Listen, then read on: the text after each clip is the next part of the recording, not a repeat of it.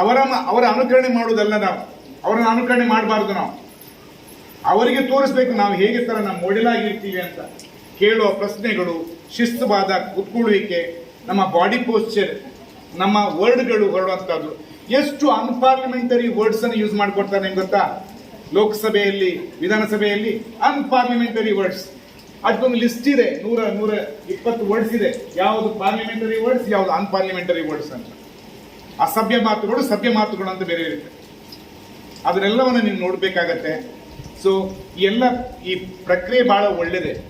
ಆದ್ರಿಂದ ನಿಮಗೆ ಇಷ್ಟನ್ನು ಮಾತ್ರ ಹೇಳಬಲ್ಲೆ, ಇದು ನಿಮಗೆ ಒಳ್ಳೆಯ ನಿಮ್ಮ ಜೀವನಕ್ಕೆ ಬೇಕಾದ ಭದ್ರ ಬುನಾದಿಯನ್ನು ಹಾಕಿಕೊಡುತ್ತೆ.